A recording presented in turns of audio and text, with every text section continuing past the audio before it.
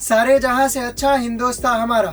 તો પછી ભારત છોડીને કરોડપતિ લોકો વિદેશમાં કેમ સ્થાયી થઈ રહ્યા છે? Henley private wealth migration report પ્રમાણે 2024ના વર્ષમાં 4300 કરતાં વધારે ભારતીય કરોડપતિઓ એ વિદેશમાં સ્થાયી થઈ જવાના છે. હેલો દોસ્તો, તમે જોઈ રહ્યા છો ગુજરાત સમાચારના ડિજિટલ પ્લેટફોર્મ્સ. હું છું મયુર અને આ વિડીયોમાં આપણે વાત કરીશું એવા કરોડપતિઓ વિશે કે જે પોતાનો દેશ છોડીને બીજા દેશમાં સ્થાયી થઈ રહ્યા છે.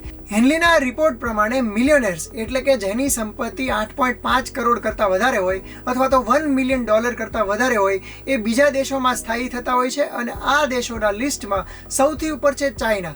ચાઇનાના 15,000 કરતાં વધારે કરોડપતિઓ બીજા દેશમાં સ્થાયી થઈ જવાના છે. બીજા નંબરે છે યુકે કે જેના 9,500 કરતાં વધારે કરોડપતિઓ બીજા દેશોમાં સ્થાયી થઈ જવાના છે. અને ત્રીજા નંબરે છે આપણો દેશ ભારત કે જેના 4300થી વધારે કરોડપતિઓ એ બીજા દેશોમાં સ્થાયી થઈ જવાના છે. હવે તમને પ્રશ્ન થશે કે આ લોકો પોતાનો દેશ છોડીને બીજા કયા દેશોમાં સ્થાયી થાય છે?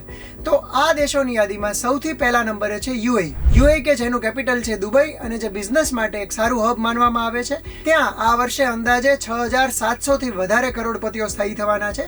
બીજા ક્રમે છે અમેરિકા, જ્યાં 3800થી વધારે કરોડપતિઓ સ્થાયી થવાના છે. અને ત્રીજા નંબરે છે સિંગાપોર. આ આખી યાદી મેં અહીં મૂકી દીધી છે, જેમાં તમને જોવા મળશે કે લોકો પોતાનો દેશ છોડીને કયા કયા દેશોમાં સ્થાયી થવાનું પસંદ કરે છે. હવે જેની પોતાની પાસે કરોડોની સંપત્તિ હોય એ વ્યક્તિ જ્યારે પોતાનો દેશ છોડીને બીજા દેશમાં સ્થાયી થાય છે તો એની પાછળના કારણો પણ મહત્વના હશે.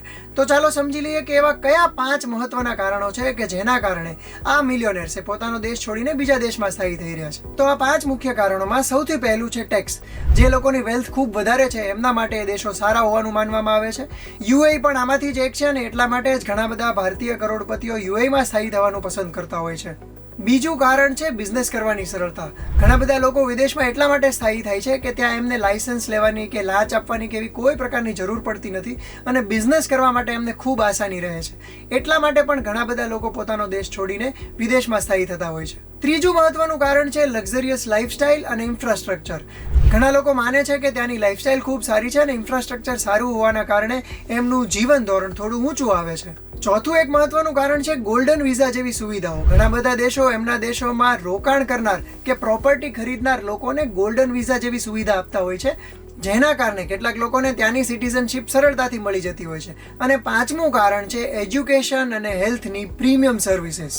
તો આ 5 મુખ્ય કારણો થઈ ગયા. આ સિવાય બીજા ઘણા બધા કારણો છે, જેમ કે પ્રદૂષણ.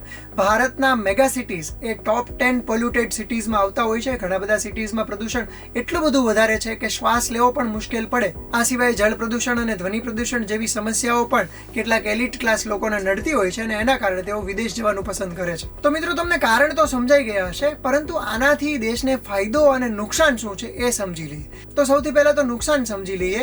એક દેશના મિલિયોનર્સ કરોડપતિ લોકો જ્યારે વિદેશમાં સ્થાયી થાય છે તો સ્વાભાવિક છે કે એ લોકો વિદેશમાં પોતાનું બિઝનેસ સેટઅપ નાખશે અને જે નોકરીઓ અહીં મળવી જોઈતી હતી એ નોકરીઓ વિદેશ જતી રહેશે, એટલે કે વિદેશના લોકોને રોજગારી મળશે. આ સિવાય એ લોકો ભારતને ટેક્સ નથી આપવાના. સ્વાભાવિક રીતે જે લોકો જે દેશમાં બિઝનેસ કરતા હશે એ દેશને ટેક્સ આપશે.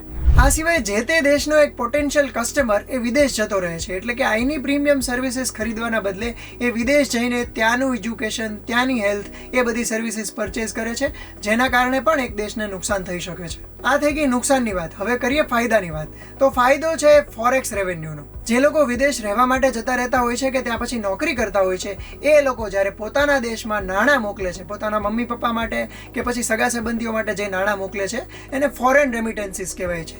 એક દેશની ઇકોનોમીને મજબૂત કરવા માટે આ ફોરેન રેમિટન્સીસ એ મહત્વનો આંકડો હોય છે. જે દેશના ફોરેન રેમિટન્સીસ વધારે હોય એની ઇકોનોમી ધીમે ધીમે સ્ટ્રોંગ બનતી જતી હોય છે. તો મિત્રો, આશા રાખું છું કે આખો વિડીયો જોઈને તમને આ રિપોર્ટની તમામ વિગતો સમજાઈ ગઈ હશે. તમારું શું મત છે? આ ઘટનાને કારણે ભારતને નુકસાન થાય છે કે ફાયદો?